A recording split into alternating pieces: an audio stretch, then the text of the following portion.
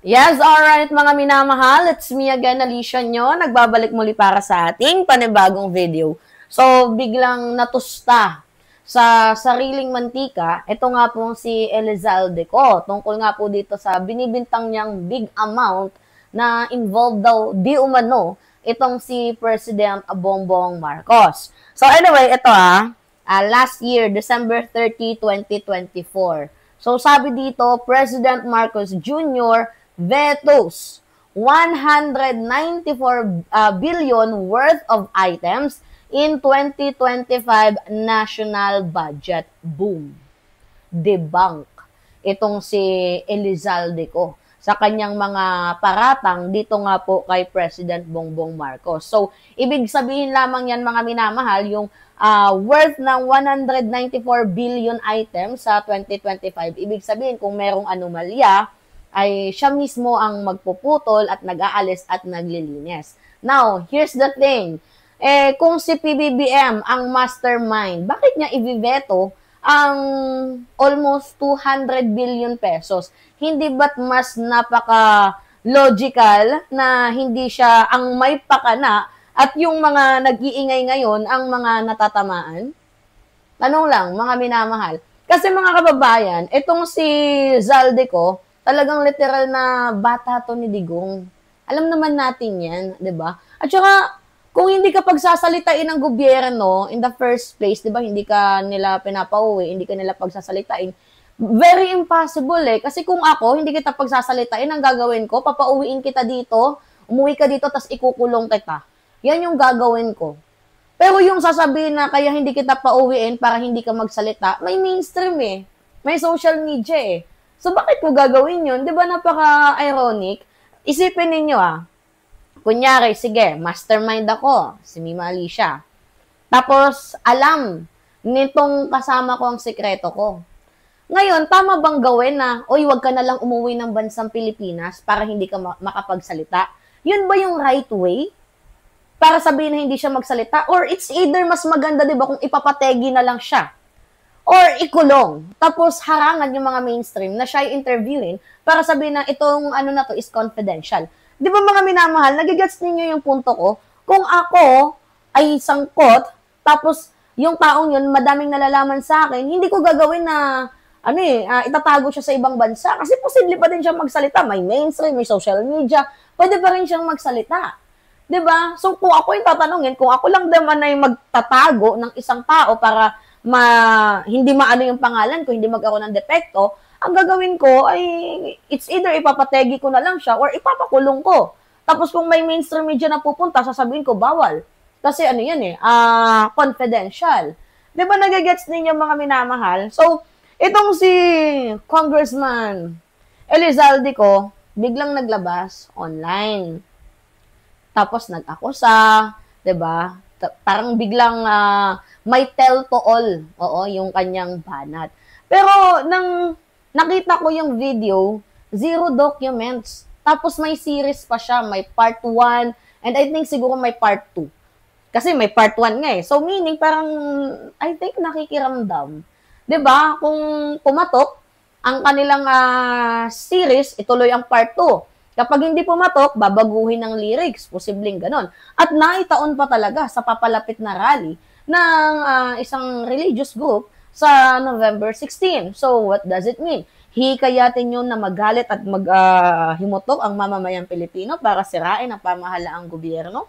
Ganon ba yon mga minamahal? And take note, habang naglalabas itong si Elizalde ko ng kanyang mga akusasyon, makikita ninyo yung kanyang mata, ganon, tas gumaganon. Diba? Para siyang nagbabasa. And yes, literally, nagbabasa siya. Meron siyang script. So, bakit ka magkakaroon ng script kung alam mo namang totoo yung sinasabi mo? So, hindi yan sincere. Diba? Unang-una, meron bang whistleblower na merong hinahawakang script, nagbabasa ng kodigo? Diba? Nangangapa? So, halatang merong nag-brief. Sino kaya yon? Sino yung gumawa ng script? At bakit kailangan mo ng script kung totoo ang mga sinasabi mo? Ngayon, ang pinakaunang butas, kung totoo ka, 'di ba? Bakit nasa social media ka? 'Di ba? Bakit hindi ka pumunta sa ombudsman? Yan yung pinaka right way na dapat gawin is pumunta ka sa ombudsman. Utang ina, may nanonood kasi dito sa aking impacto eh. Anyway, mga minamahal, bakit hindi ka pumunta sa ombudsman? Bakit hindi ka sumulat ng affidavit mo? 'Di ba? Bakit kailangan bakit hindi ka nagpasa ng subpoena or bakit hindi ka humarap sa konteksto ng batas, 'di ba? Yan yung nakakapagtaka dito nga kay Elizalde ko. Ang platform na ginamit niya lang is yung social media or yung mainstream media. So, instead na maglabas ka ng mga proper documents, instead na dalhin mo sa proper forum, bakit nag-live ka, 'di ba? Self-recorded. Bakit ganun yung atake mo? So, ano yan? Whistleblower be wannabe? 'Di ba? So, hindi basihan yung ano yung nilabas mo na live kasi wala ka namang ebidensya. Kanina nga nanonood kami ng video ni Takeru Miyamoto. Pinanood din namin yun, wala din talaga siyang nilabas na ebidensya. So, paano natin masasabi na totoo yung sinasabi mo? Hindi ko naman sa sinasabing malinis itong si House Speaker Martin Romualdez, hindi ko din naman sinasabing malinis itong si President Bongbong Marcos, pero ang kailangan kasi natin dito, facts-based.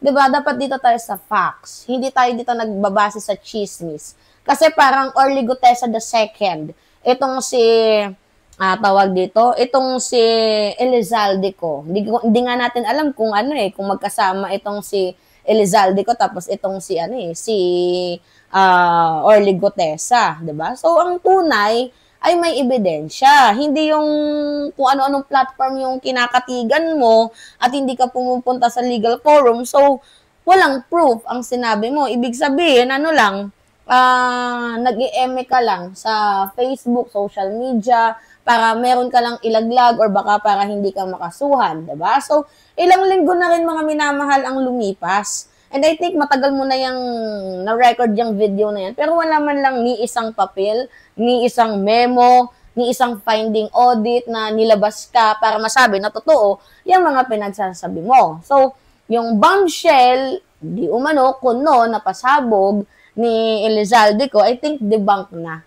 Dito nga po sa 194 billion budget items, 'di ba, na vinito ni PBBM. Kasi ano bang ibig sabihin nito, mga minamahal? Maigpit kasi yung nire-review. 'Di ba? At hindi yan pinapalampas ng ating gobyerno. Hindi siya, alangan naman papabor siya sa insertion, di ba? Kung gusto mo naman ng transparency, bakit ka papabor sa insertion? So, mas malinaw talaga mga minamahal na itong si Elizalde ko, ang kanyang ginagawa is talagang i-pin down itong administration. So, kung mastermind, di ba, itong si President Bongbong Marcos, so bakit niya tatanggalin ng halos 200 billion na posibleng questionable items, di ba? So, medyo sana ginalingan ni Elizalde ko, 'di ba? Ang kanyang counter evidence or yung kanyang sinabi, 'di ba? Or yung kanyang pre-recorded vlog para masabing makatotohanan. Kasi mga minamahal, hangga't wala kang ebidensya, paano natin malalaman ang katotohanan? 'Di ba? Mayroon kang sariling interpretasyon, may sarili kang hula, 'di ba? May sarili kang chismis na politikal. Tas puro ka kwento, wala kang documents, wala kang DBM, 'di ba? Wala kang COA. As in wala ka. So paano natin masasabi na totoo yung sinasabi mo? At yung pinaka-catch dito mga minamahal, ang budget insertion ay trabaho yan ng legislator. Tandaan niyo, ang budget insertion ay trabaho ng legislator. Hindi po yan trabaho ng ating presidente or ng executive. Kaya paano magiging mastermind ang ating presidente kung ang insertion ay nangyayari sa Bicameral Conference Committee na halos lahat ng senador at kongresista ang involved dito. So, ang DPWH at ang DBM ang nagre-review. Pero hindi sila gumagawa ng insertion.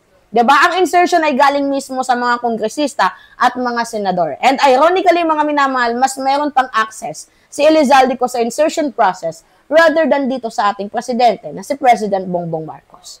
So, pagmasdan nyo yung video, di ba? Monotone. So, meron siyang mini-memorya. Halatang merong sinusunod. Hindi natural. Meron siyang script or meron siyang handler, di ba? Ito ba yung muka ng whistleblower? So, mga minamahal, kung ito lang din naman yung magiging basihan ninyo ng whistleblower, talo kayo. Kasi, walang relevance eh. 'Di ba? Parang nakikisaw-saw lang siya sa usaping politika at nililiko ang narratives 'di ba, para manira sa namumuno. Pero ito yung problema, mga minamahal. Kasi yung ginawa ni Zaldico, para siyang nag-audition sa isang teleserye, 'di ba, na kahit anong acting kulang pa din. Wala tayong mahita sa kanya. So, ito, para mas malinaw.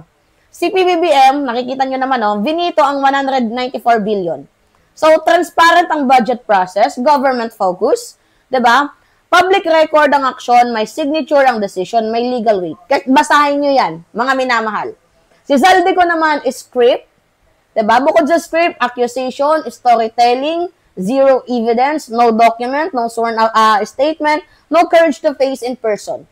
So, how can we say that he is telling the truth if, 'di ba, wala naman siya nilalabas na public document? So, kung may nilalabanan ka na totohanan, dapat meron kang hawak na resibo. Hindi cellphone lang. So, at the end of the day, mga minamahal, malinaw na itong si Zaldico ay maingay. Pero itong si PBBM, 'di ba, yung kanyang inaakusahan is evidence-based on action. So, kung talagang mastermind, itong si President Bongbong Marcos, hindi niya i-veto ang 194 billion. At kung totoo man ang sinasabi ni Zaldico, dapat meron siyang kahit isang ebidensya. Pero wala tayong makita. So, I think gumagawa lang ng propaganda, mga minamahal, itong si Zaldico. Ito, paliwanag ko sa inyo, mga minamahal. Veto. Ano ba yung veto? Pagtanggal, pagputol, pag-reject sa bahagi ng budget na hindi inapprove. So, kapag ang presidente ay nag-veto, ibig sabihin, sinuri niya ang budget at tinanggal niya yung mga questionable and unnecessary or mga hindi klaradong items. Una na yan, kaya niya vineto. Pangalawa, mga minamahal, the president is actively rejecting possible insertion. Yung mga dagdag na mga project funds or budget lines na ipinapasok in the last minute ng mga mambabatas. Ngayon, ang tanong natin dito, kung si PBBM ang mastermind, bakit siya mismo ang nagtanggal ulit ng 200 billion? Diba? That's self-defeating. Mga minamahal, napaka-illogical, napaka-contradict sa kiniklaim ni Zaldico. At pangatlo, ang veto isang public document. 'Di ba? So, hindi yan chismis, hindi yan script, hindi yan kwento. Kasi uulitin ko, meron po yung weight, merong signature, merong legal basis, at very transparent. So ngayon, ang tanong, na-debunk ba itong si Zaldico? Yes, of course, mga minamahal. Factually and logically, yes. Kung ang pag-uusapan natin dito is evidence-based. 'Di ba? Kung siya ang nag-insert, bakit niya tatanggalin? Sige nga, tanong ko sa inyo, mga minamahal, hindi mo tatanggalin ang sarili mong ginawa. Para mo na lang din sinabi na nanloko ako, pero ako rin yung magre-report sa pulis. Parang ganun yung logic ni Zaldico. And pangalawa, mga minamahal, kung pagbabasahin natin yung action versus accusation, ni Zaldico more on salita. 'Di ba? Puro video.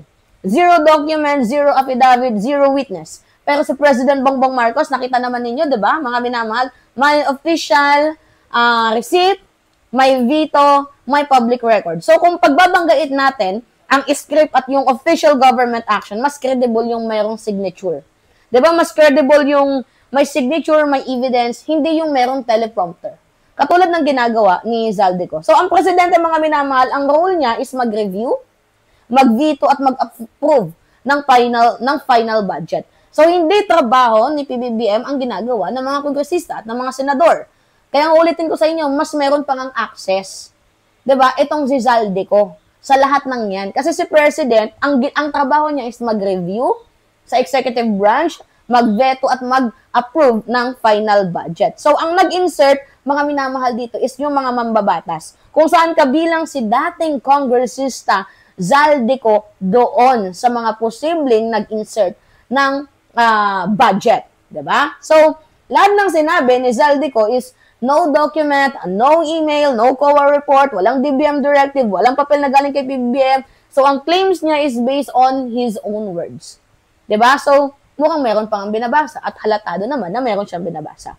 So, anyway, mga minamahal, yun po. Kayo, ano yung masasabi ninyo? Kasi ako talaga, pinangalawahan ko tong video na to just to clarify the Filipino people about what's happening, about sa mga existence ng mga nangyayari, 'di ba? Para sirain ng presidente na na-timing pa sa gaganapin na rally. So, tapos sa part 2 effects nila, I think parang meron silang niluluto, we do not know, papakiramdaman nila yung taong bayan kung kung ano yung tawag dito, kung ano yung posibleng maging reaksyon kapag hindi nag-click, babaguhin yung liriko. Yan lang naman yung napapansin ko. Tawag dito, demonize, what do you call it, mga minamahal? To destabilize, diba? To destabilize the president. Demolition job. Yan lamang po ang aking nakikita. Alright, so anyway, pahingi ako ng comments, likes, and share.